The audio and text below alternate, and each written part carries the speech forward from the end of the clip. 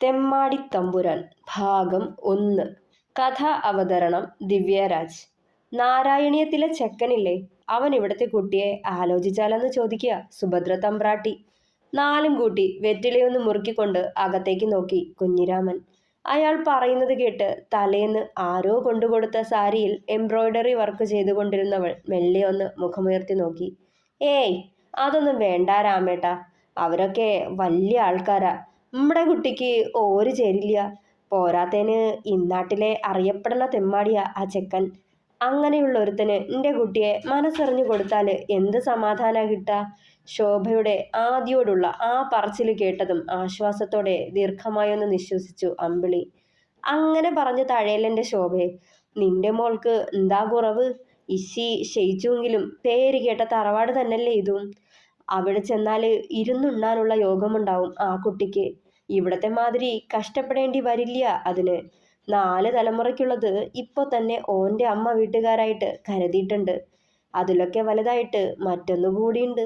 ഈടത്തെ കുട്ടിയുടെ ജാതകവും നാരായണീയത്തിലെ രുധിൻ്റെ ജാതകവും തമ്മിൽ 10ൽ 10 പൊരുത്തമാ. ശിവപാർവതിമാരുടെ ജാതകം പോലാന്നാ ജ്യോത്സ്യര് പറയണതെന്ന് അയാൾ തെളിഞ്ഞിരുന്ന് പറഞ്ഞു. രാമേട്ടനിതെന്താ പറയണേ? അതിന് അവർക്കെങ്ങനാ എൻ്റെ കുട്ടിയുടെ ജാതകം കിട്ടിയേ? അതിശയത്തോടെ അയാളെ തന്നെ ഉറ്റുനോക്കി ശോഭ. അതേ സംശയം തന്നെയായിരുന്നു അമ്പിളിക്കും. കഴിഞ്ഞ ആഴ്ചയിൽ നീ മോളുടെ ജാതകം തെക്കേപ്പടത്തെ ജ്യോത്സ്യരെ ഏൽപ്പിച്ചിരുന്നില്ലേ, കുട്ടിക്ക് സമയദോഷം എന്തോ ഉണ്ടൂന്ന് പറഞ്ഞ് പരിഹാരം നിർദ്ദേശിക്കാൻ? ഊവ്, അതിനെന്താ? അന്നേരം അവരും ചെക്കൻ്റെ ജാതകം അവിടെ കൊടുത്തിരുന്നു. അങ്ങനെ നോക്കിയതാ. എന്തൊക്കെയെന്ന് പറഞ്ഞാലും എൻ്റെ മോൾക്ക് ഓനെ വേണ്ട, അവർ തറപ്പിച്ചു പറഞ്ഞു. ഇതങ്ങ് നടക്കണമെങ്കിൽ നടക്കട്ടെ ശോഭേ. കുടിയും വലിയും ഒന്നുമില്ലാത്തൊരുത്തൻ്റെ കൂടെ മോളെ ഒരുക്കി ഇറക്കി വിട്ടതല്ലേ. എന്നിട്ട് എന്തായി? മാസം 2 തികയണതിന് മുന്നേ അവിടം മടുത്ത് തിരികെ വന്നില്ലേ ഓള്? പഠിപ്പില്ലാത്തവളാ, അവന് ചേർന്നവളല്ല, നാട്ടും പുറത്തുകാരിയാ എന്നൊക്കെ പറഞ്ഞിട്ട് അതിനിടയിൽ ഈ കുട്ടി അവിടെ അനുഭവിച്ച നോവോ ഒക്കെ മറന്നോ നീയ്? വീണ്ടും അമ്പിളിയെ നോക്കിയയാൾ. നിറഞ്ഞ കണ്ണുകൾ മെല്ലെ തുടച്ചു നീക്കിക്കൊണ്ട് അകത്തേക്ക് കയറിപ്പോയവൾ. എന്താച്ചാ തീരുമാനിക്ക്. ഇത്തിരി തല്ലുകൊള്ളിത്തനവും തെമ്മാടിത്തനവും ഉണ്ടെന്നേയുള്ളൂ. അതൊക്കെ ഓള് വിചാരിച്ചാൽ മാറിക്കോളും. തന്തയില്ലാണ്ട് വളർന്ന ചെക്കനല്ലേ, അതിൻ്റെയാ. ഞാൻ പോവുക, നീ ഓളോടുകൂടി സംസാരിക്ക്, എന്നിട്ട് തീരുമാനം ഉണ്ടാക്ക്.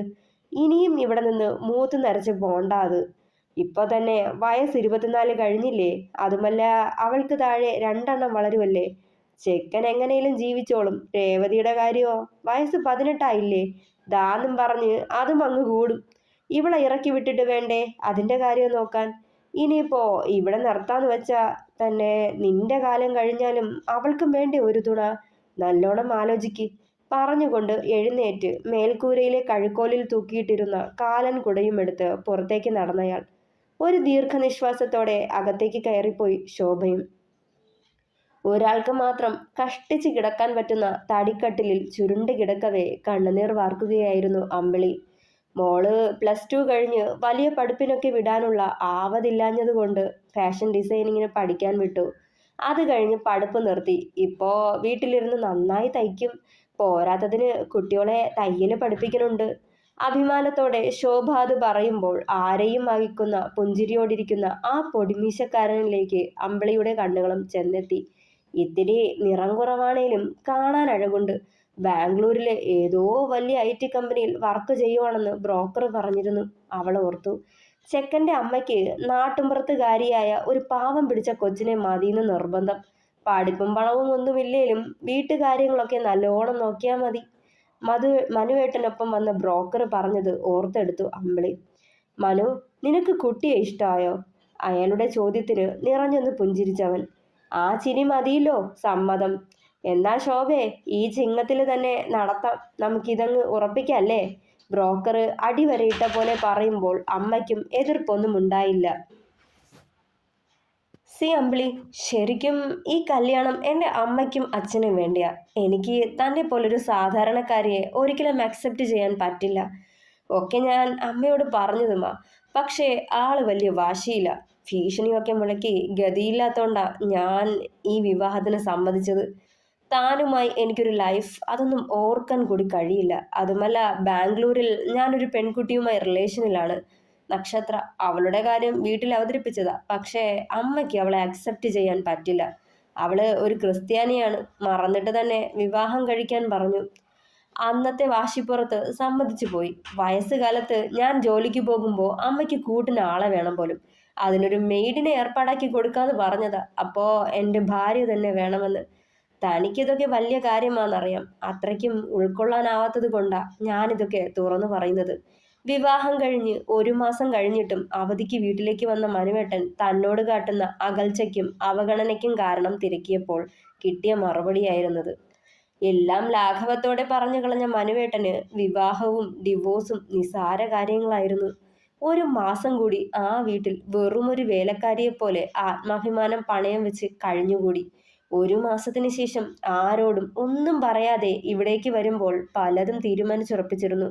6-7 മാസത്തിന് ശേഷം മ്യൂച്വൽ ഡിവോഴ്സ് പേപ്പറിൽ ഒപ്പുവെക്കുമ്പോൾ ഹൃദയം പിളർന്നു മാറിയിരുന്നു. ആ താലി ഊരിമാറ്റി അയാളെ ഏൽപ്പിക്കുമ്പോൾ കുറച്ചു നാളത്തേക്ക് ആ മനുഷ്യൻ എൻ്റെ ഹൃദയത്തിൽ ഇടം പിടിച്ചതോർത്തുള്ള നോവായിരുന്നു. അമ്പിളി മോളെ. അമ്മയുടെ വിളി കേട്ടതും കണ്ണുകൾ അമർത്തി തുടച്ചുകൊണ്ടവൾ തിരിഞ്ഞു നോക്കി. പഴയ ഓർമ്മകളിൽ നിന്നും പുറത്തേക്ക് വന്നു. എൻ്റെ കുട്ടിക്കും വേണ്ടേ ഒരു ജീവിതം? എത്രയെന്ന് വെച്ചാ ഇങ്ങനെ ഒറ്റയ്ക്ക്? ഓരൊക്കെ നല്ല ആൾക്കാരാ. പക്ഷേ രുധിൻ പറഞ്ഞു നിർത്തുമ്പോൾ മെല്ലെ ഒന്ന് പുഞ്ചിരിച്ചവൾ. നിക്ക് ഈ വിവാഹത്തിന് സമ്മതാന്ന് പറഞ്ഞോളൂ അമ്മേ. രാമൻ മാമയോട് നിർജീവമായൊന്ന് പുഞ്ചിരിച്ചുകൊണ്ട് തുടർന്നവൾ. പക്ഷേ വിവാഹം കഴിഞ്ഞാലും നിക്ക് എൻ്റെ ജോലി തുടരണം. എൻ്റെ അമ്മയെ നോക്കണം. ആരും അതിനൊരു തടസ്സവും പറയില്ല എന്ന് ഉറപ്പ് വേണമെന്ന് പ്രത്യേകം പറഞ്ഞേക്ക്.